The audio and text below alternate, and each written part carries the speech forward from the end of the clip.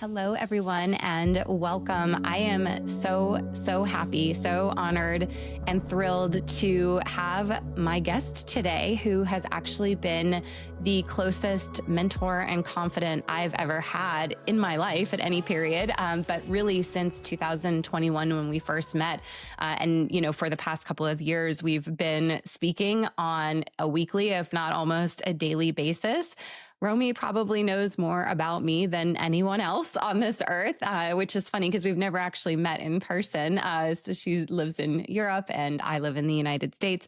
However, she is someone that I just trust wholeheartedly. And I'm super honored, Romy, that you have agreed to be here with me and, share a little bit of behind the scenes about yourself, your life, your work. So thank you. Thank you.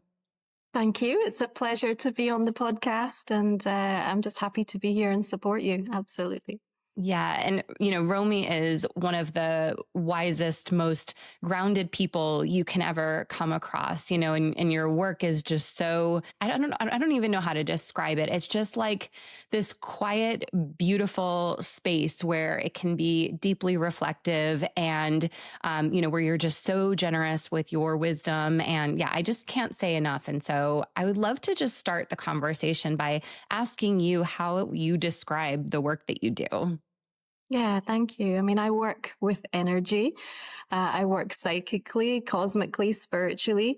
I do use tools to help me connect in, whether that be through the tarot, through astrology, working with my spirit guides.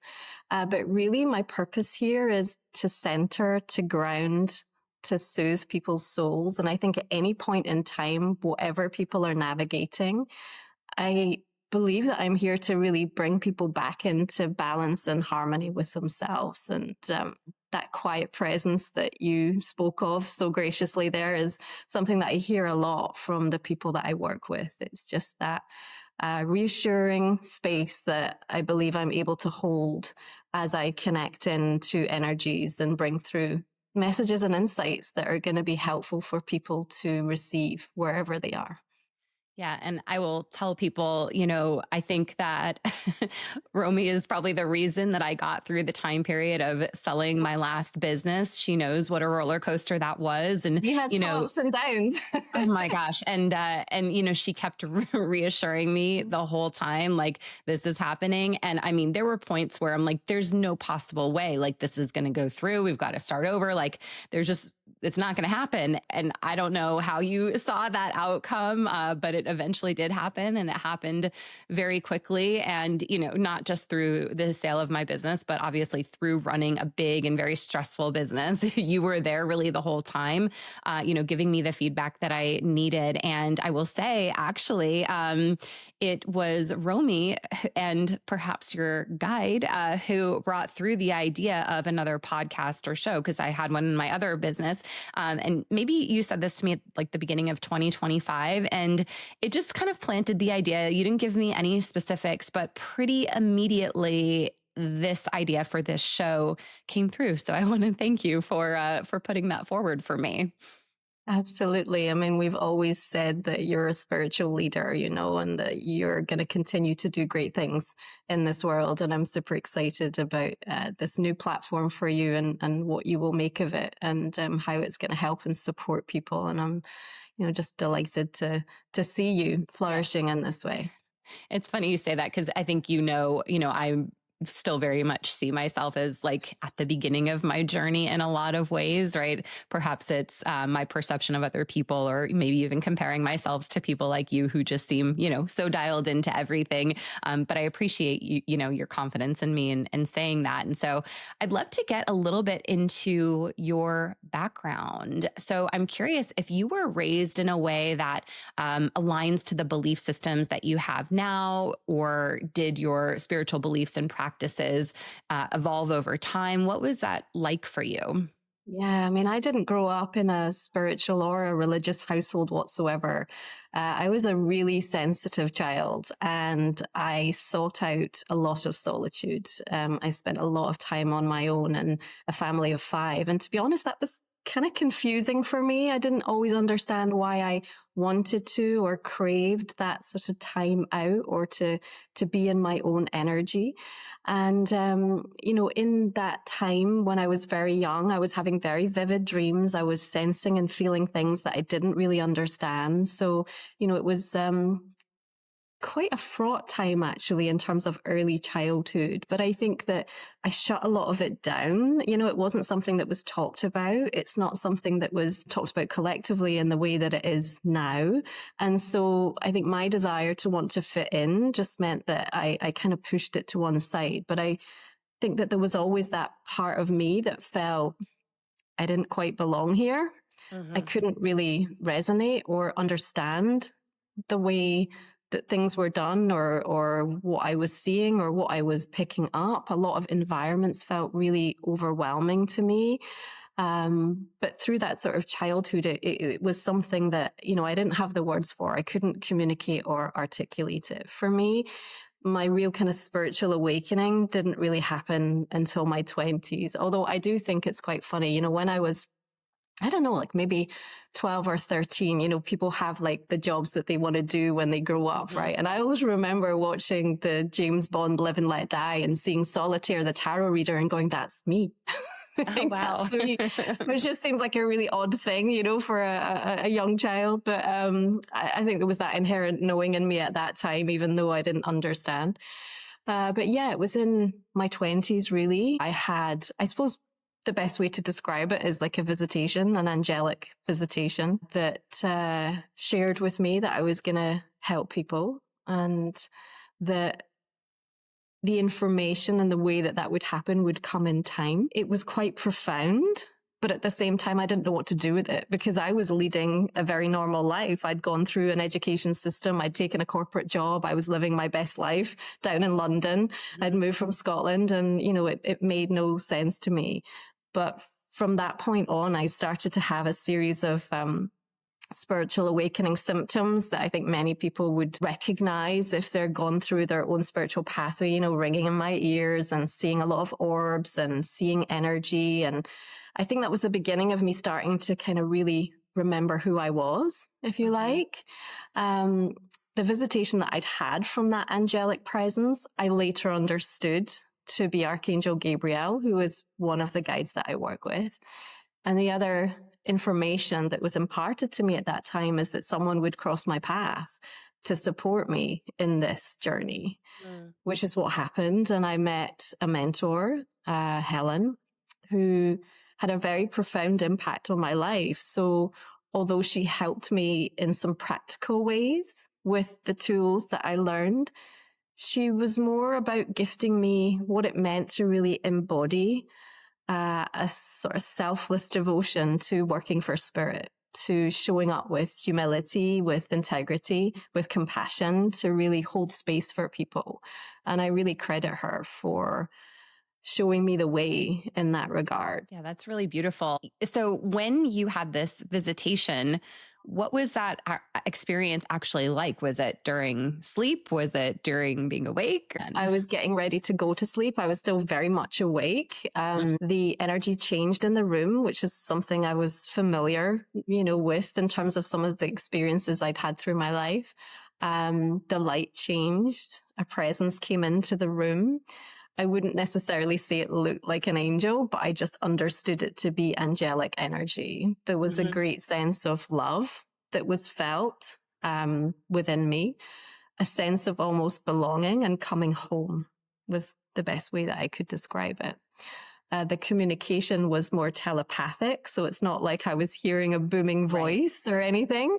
It just felt like my voice, which is how I tend to connect anyway with my guides. It always feels like a dialogue that is my own voice talking. And, that information that was shared with me just felt true with Mm. every cell in my being. I just knew the power of it and the integrity of it. I'm always so curious because, I've told you a million times when I've had different experiences, I'm like, I think maybe I'm just like making this up. Were you ever skeptical of any of the experiences that you've had, whether it's like ringing in the ears where you're like, well, maybe I just have tinnitus, or like, maybe this wasn't what it was, or you always just kind of trusted what you received? I think how I would describe it is not necessarily that I was skeptical, but I didn't understand. So I Mhm. didn't understand myself, and I didn't fully understand my gifts early on. And so I have a natural curiosity, but also a deep focus. And Mhm. so I would say I wasn't without frustration, and I wasn't without resistance at times, because I was trying to connect dots constantly. But I don't think at any point I necessarily felt skeptical. And I think the reason is because so much of being in this life and this world felt alien to me. But every time I connected, it felt like home. Mm. And so for me, trust was the vehicle, really, to be able to feel more like myself, to feel more like home. And so there was a drive in me to want to understand myself and my gifts. And I think for me, that was really powerful and ensured that I wasn't ever really in a position where I was like doubting or skeptical of it. I just knew it to be true because of these experiences I'd had as a small child, but I couldn't make sense of it all. So I think I was hungry and at times like pushing and getting frustrated because I wanted all of the answers. I suppose that's the best way that I would position it. I understand that. And when you were a child having these experiences, did you ever tell anybody, or was it just something you held to yourself? Yeah, just very much to myself. I mean, I didn't understand at all what was going on. And, at times it felt quite scary to have like really vivid dreams or to be feeling things, which obviously in time I understood I'm an empath. So, you're going to walk in a room and absorb everything that's going on. But at that Mhm. time, my only course of action was to just take myself out of the equation, if I was in my own world. And I was mostly happy actually in my own world. It was a place of deep solace to me, but, at times confusing as to why I wasn't like other people and not wanting to necessarily socialize or be a part of that family dynamic that was going on downstairs, for example. Yeah. Mhm. Yeah, and once you had the visitation by the angel and you were really awakening to more of your gifts, how long was it before you shared that with other people? Yeah, I mean, I'd started to work with the tools, Mhm. and it took some time before I had any sense of confidence to be able to really start connecting or sharing with others. And I think the challenge there was that so many people knew me, Romy, to be, whether that was through a family relationship or friendship or the work that I was doing at the time, and so it was challenging to then sort of introduce that whole side of myself and to sort of open up and be like, actually, yes, I'm psychic. And actually being able to even say the words took a Mhm. long time for me. So I think it's not that I didn't accept it, but I think there was definitely a concern about how other people were interpreting it, people that knew me, people that respected me, or, what they would say about it or how they would receive it. Yeah, absolutely. And, I think I know I've talked to you about this before, and other people are probably in my position, right? So you had this angelic visitation. You were very clearly being shown signs, and like, it was kind of obvious to you. And perhaps that's because of what you received when you grew up. For, I think, maybe me or most people, I don't know, I can't speak for everyone, but I think, a lot of people, when it comes to even just hearing their intuition or any spiritual gifts that they might have, it's so much more subtle and creates a lot of, like I was saying before, questioning, distrust, that kind of thing. So, for people who aren't receiving these big experiences that kind of awaken them or show them their own gifts, what should they be paying attention to? What should they be looking for? I'm just so curious from your perspective. Yeah, I mean, I think I always liken it to like learning a new language, which is like really topical for me, having moved to Mallorca and now having to pick up Spanish. But that's exactly what it's like, right? It's another Mhm. language when you're tuning in to your intuition and you are connecting in, whether it be to your higher self, to your spirit guides, to the non-physical realm. And so, more and more people are now awakening to understanding that, we are so much more than our physical bodies. And so, yes, the subtleties, the patterns, the synchronicities, and I think there's layers and layers that exist, beyond what you see with your physical eyes. And it's in the first instance about having an open mind and an open heart to be able to receive that, right? It's how you consciously choose to orientate your point of focus. As soon as that happens, I think it is starting to have fun with it. That's what I always say when I'm talking to people. It's like, have that game with yourself on a day-to-day basis. And it's Mhm. building up that trust. It's thousands and thousands of moments. It's not necessarily those big, hard hitting events or experiences that can happen for some people. And I think, that's wonderful. But I think for many, intuition is built up over time. It's a muscle, isn't it? Right? That the more we use it, the stronger it becomes. And it's such a powerful way of being when you allow it to be. So if you put less pressure and you come from more curiosity and you have that focus and that intention that says, I actually want to start seeing the patterns. I want to see the synchronicity. I want to see how these things are all going to connect. But I think the point in that is also that you then have to take a step back and not feel like you are going to try to control what the outcome is. That's so often the case, right? That we think we know, or we're trying to decide what it means for us. And maybe sometimes that's where people trip themselves up, right? It's being able to sort of take that step back and kind of hold the open space to say, okay, I see it. I'm not sure I understand what it means yet, but I'm just going to kind of file that in a pending until, things start to unfold in ways that help me to validate my own experiences. Yeah, so it's kind of like you can't rush the process.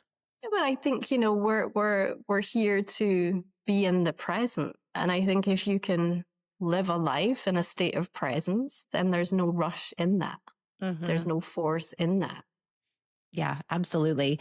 So when you were kind of coming out as a psychic, as intuitive, did you face, obviously you didn't question it yourself because you had a lifetime of these experiences, but did you face a lot of pushback or skepticism from people in your life? The conviction that I have in my purpose and in my truth is earned through my life experience, right? Mhm. And that matters to me. So I choose peace, right? I Mhm. come at it from that perspective.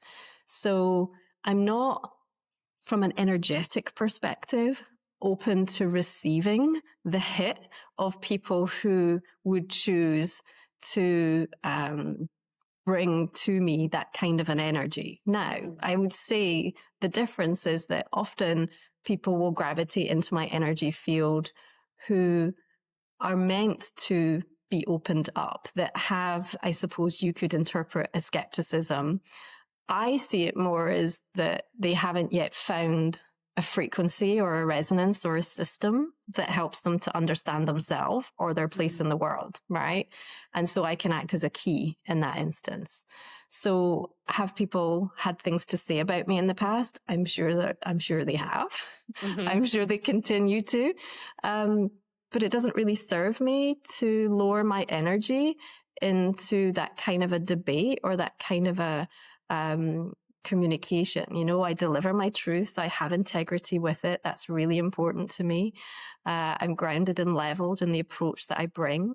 And I believe that, the right people are going to be brought forth into my realm for me to help. That's what I'm here to do. Definitely doing amazing work. I know, when I had my business, I brought you in multiple times and, all the clients I always expose you to just love you. Obviously, I met you through Jade, who is also on the show. And yeah, I know how people in my world receive you. And I imagine that's definitely the majority of it. So, you mentioned Helen, your mentor, and I guess, when you were learning to work with the tools that you use, your guides, your cards, all of that, was that through her, or was that something that, you were kind of already being led to? It just came naturally. Yeah. How did you choose your tools and how did they uh, develop, let's say? So I'm a really visual person. So I always loved working with the tarot and oracle cards. For me, that was just like my sweet spot. Um, cards and energy have different personalities. Helen was also a reader of cards, so that definitely helped. But I was already interested in kind of working with them when I met her. She also worked with Gabriel, so I think that was what really brought us together. But on a practical level, she would provide sort of hints and clues, but it wasn't like she was giving me master classes in how to use things. It was much more about you need to develop how you're supposed to work. But what she did teach me, as I said, was really that embodiment and that integrity of how you do this work, right? And what that means to truly be in service. And I always say, like, I work for spirit, like that's my boss. The tools themselves, I've dabbled with lots of different things. I can work on different levels, but I find working with cards and using astrology for me is just the most fun, the most comfortable, and the most informative. Well, speaking of cards, I have your Life Soul Vision Oracle deck sitting right here for people to see. It is the most beautiful Oracle deck that I own, and people can get that on your website, right? Okay. Okay, perfect. So I want to hear a little bit more. This is something that I don't know if I ever told you this, but I just find this so fascinating, this work that you do with your guides, because you have such a clear channel. So what did that look like when you were first kind of starting to communicate with them? Yeah.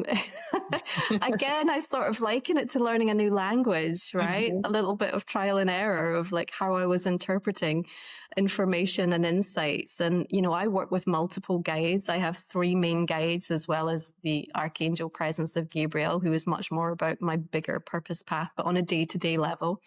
And they all show up differently energetically. And so we communicate differently. One has much more of a sense of humor, the other one does not. So it really depends on how I'm working, what I'm focused on.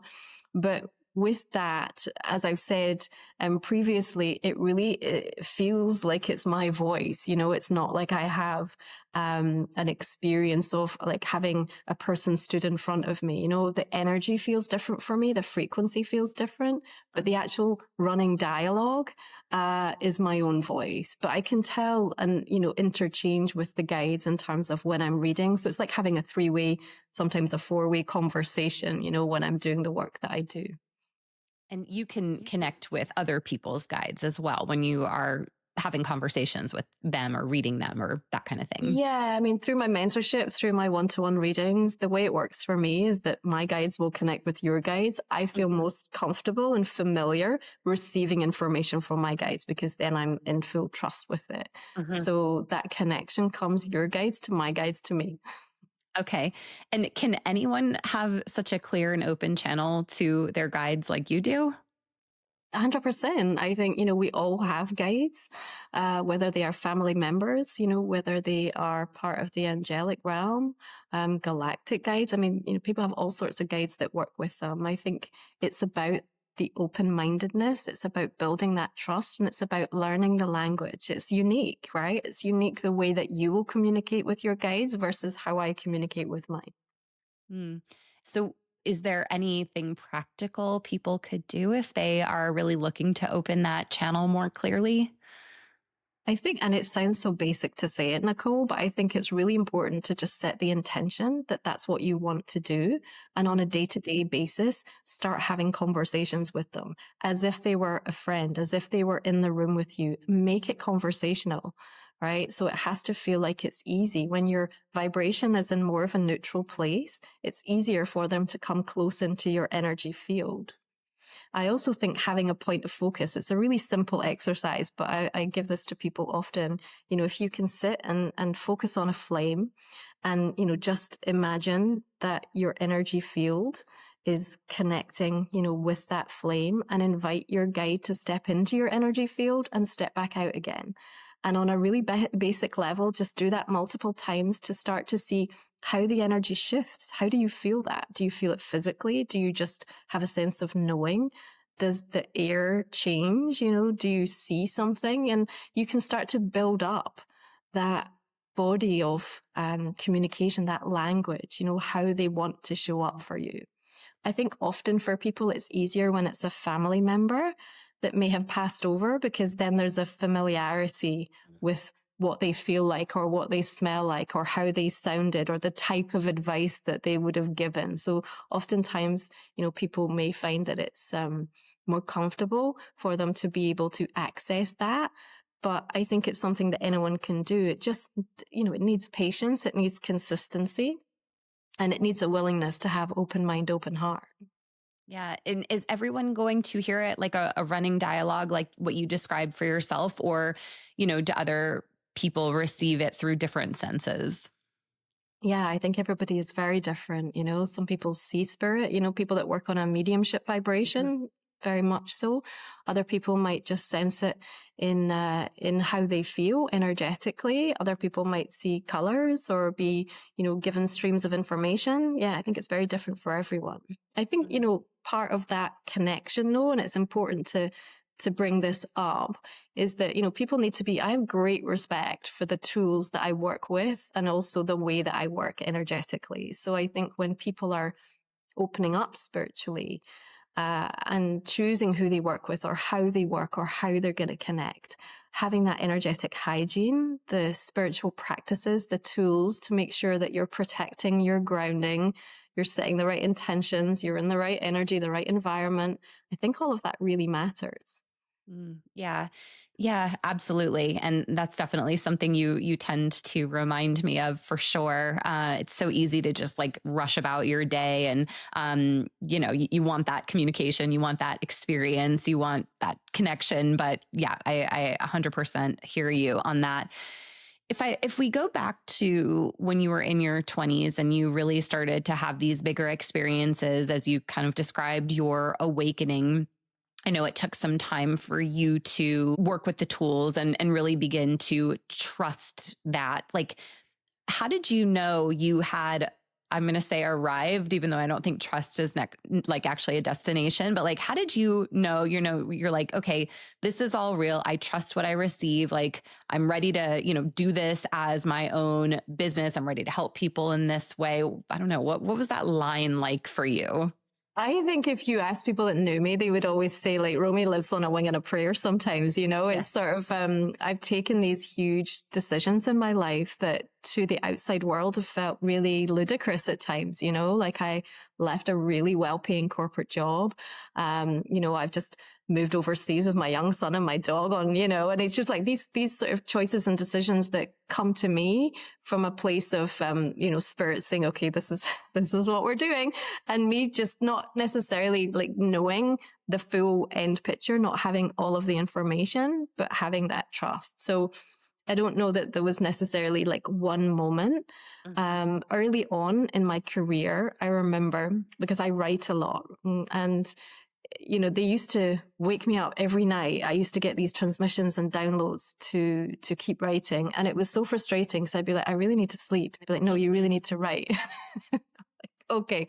And at that time, didn't have a big audience. It wasn't really going anywhere, but I was just in that place of faith that I was like, okay, this is part of the purpose. And, it later became really clear to me, they were the foundations of my Facebook page, of my book, of my cars, of my deck. And, I look back and I think, wow, I'm so happy that I trusted myself in that moment. And I believed in the transmissions that I was getting and that I just allowed myself, I gave myself permission. And I think that's one of the lessons that I've really taken through this experience for me in my spiritual journey. Like, I have to give myself permission to trust. I have to give myself permission to say, yes, I am receiving. Yes, yes, this is something that needs to be shared or needs to be expressed, or, because when I'm connecting with people and we're in very sensitive subject matters, right? People Mhm. don't come to me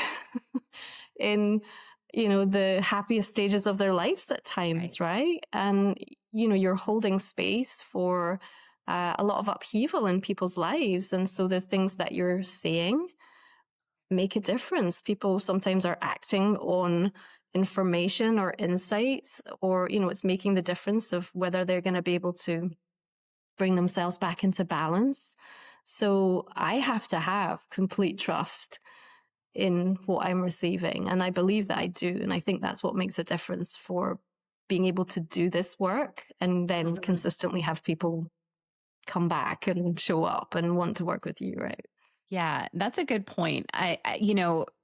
So when I first started working with you, I don't know. I think for me, like, there's always just been such a curiosity. Like, I was like, okay, she clearly is tapped into something that I'm not, or she knows things that I don't. And so I've pursued, I think, a lot of this stuff just out of personal curiosity. But I'm sure you would agree that, when I need you the most, it's when I'm having a challenge with something, right? When people are in those more challenging moments, whether, it's wanting to overcome stress and anxiety, or they're just going through a really difficult situation in life. Why do you think that they're drawn to someone who does the work that you do?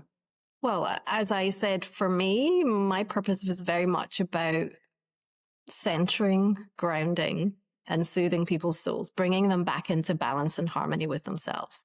So I think when we're in a state of stress or anxiety, we tend to shut off our intuition.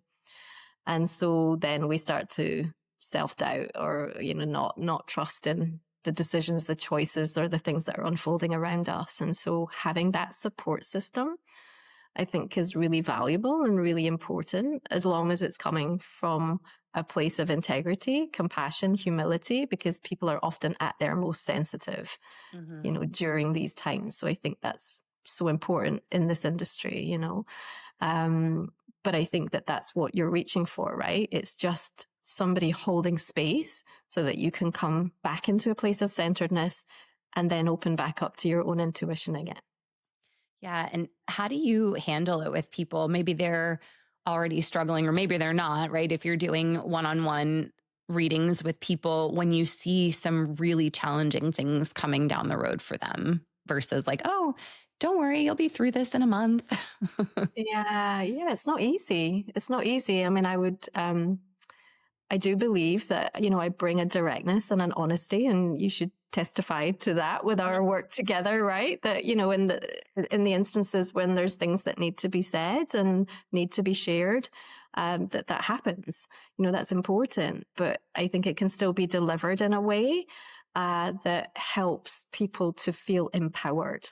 I think that's the most important thing. If you come away from a reading or, your a mentorship session or in any work from a spiritual perspective, you should feel empowered from the information, even if it's information that's difficult to digest or receive in that moment.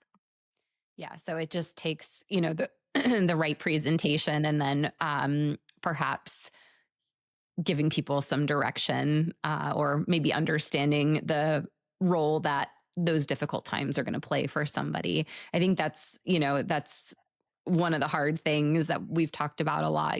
Our souls choose the journey of what we're going to go on and what we're going to experience. And I think something that's been really helpful for me doing the work with you, especially as, I've needed your support more during the challenging times, is really just that reminder of the bigger picture that we can't always see. I think that, I don't know if you can speak to that a little bit, but, when people are going through really challenging times, maybe like a little bit of your wisdom for how you've handled me, when I'm like, oh my gosh, everything's falling apart. What do you say to people when you need them to kind of like zoom out and really, yeah, remember what that bigger picture is all about? Sometimes I think it's in the energy as Mhm. much as the words, right? So, if someone is then in your space and you're connected to them, it's about the energy that you bring. If I was spiraling out when you were spiraling out, when some of the things were unfolding that they were, it would have been a lot more challenging for us because you would be like, oh my goodness, now you're worrying. Okay. Yeah. But I think that if, you're in the presence of someone who's grounded and sure, and kind of brings that centeredness. And that's what I've worked really through my journey to cultivate. And that's what I help to teach other people. Then I think that the words are kind of almost like second to that, right? And whatever the insights and the messages are that are coming through, it's about what feeling you have when you walk away from that interaction with me. Absolutely. I agree. There's sometimes where like you're in your head and you're like spiraling out, as you said, where you almost want that person to match you and be like, oh my gosh, that's horrible. Right. But you always do a really good job of, acknowledging, okay, well, this isn't right, but you have that very grounded energy, which is really helpful for me. So I can't say thank you enough for all It's of the that. energetic boundaries, right? I have to have Yeah. really strong energetic boundaries doing this work. It's important. Otherwise, yeah, you're gonna deplete, you're gonna take on too much. And you're there to be that support and that help and to be able to kind of cut through the confusion, and so it matters. That's why I said that the energetic hygiene, the sacred processes, the tools, how you work with energy makes such a difference, when you're calm and you're in a place of rootedness, then you receive things so differently, Mhm. right? Yeah, absolutely. And I think that's definitely still something that I personally struggle with. You take on other people's projections. And I think one of the reasons that I experienced so much stress in my last business was just really trying to hold the space, the energy, the emotions, and the dreams of hundreds and hundreds of people. And that was a lot for me. And I don't think I ever quite found a way to separate myself from that. So, is there, I don't know, a practical step for people that if they are struggling with that as well, whether it's in business, whether it's with family members or just coworkers or whatever, like, is there something practical people can do if they need to have that energetic separation? Well, again, I think it's first and foremost about having the centeredness within yourself. Like you Hmm. have to know who you are and you have to have your own value system. You have to have your own integrity. And as you really have conviction in that and you set an intention for that to be the most important thing for you, because it is, right? If you come forth into this life with that certainty, this is me, this is what I believe in, this is what I stand for. Yes, I'm open to learning, to, evolving, developing, growing. But that is the thing that's going to help give you that groundedness and that rootedness from that place. Yes, there are different practical ways that may help you if you're in situations where you've picked up too much energy. It happens to us all, where you can energetically cleanse, work with different types of tools, for extra support in that way. But I think for me, it's really about you got to start in the foundational piece first, because so often what I see is that people will say affirmations or intentions or, protect their energy field. But, sitting inside of that, the core, their grounded rootedness isn't there. They're not connected in with their own energetic system, with their own chakras. They're not building up that relationship. They're not understanding how or what it feels like, what it means for themselves to feel centered, right? So then everything else is not landing for them, or they may feel like it's not really working. And I think there's also something to be said about the pre-paving of things. You don't do it after the event, you do it prior to the event.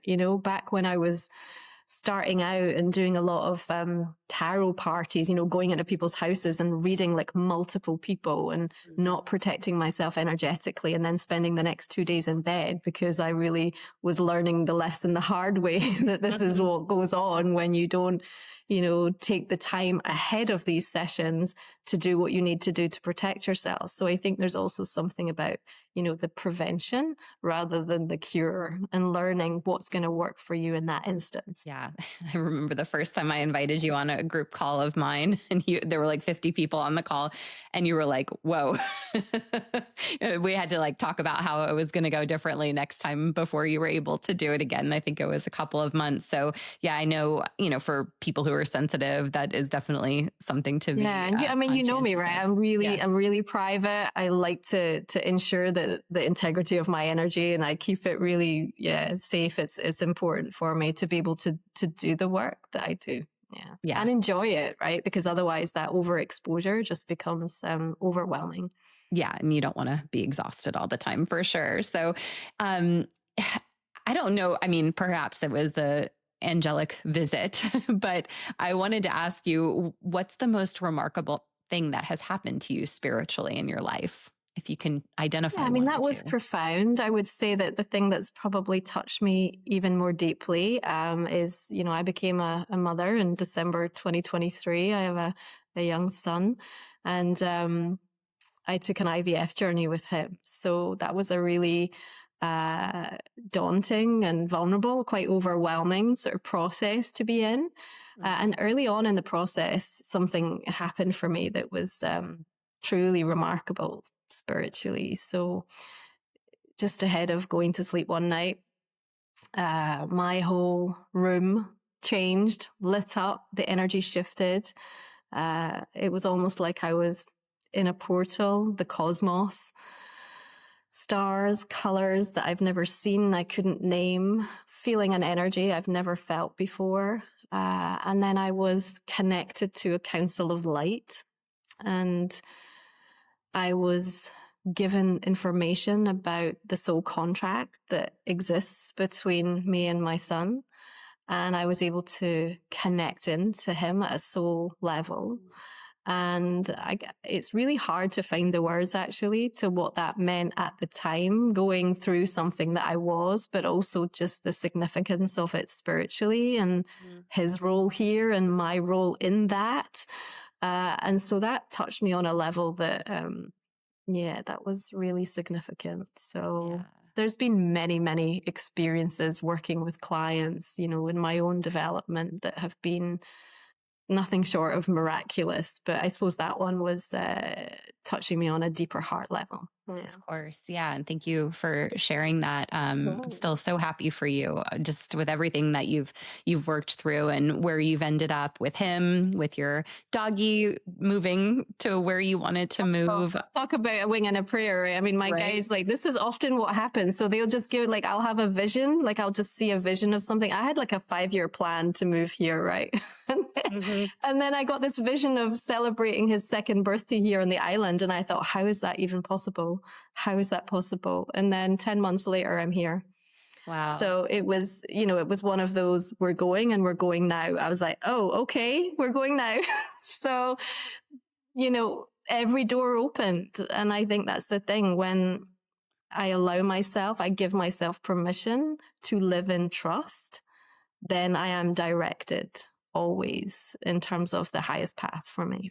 Wow. Yeah, that's beautiful. And, in your work, whether it's your own personal work or with clients, is there anything that ever comes up that like still surprises you?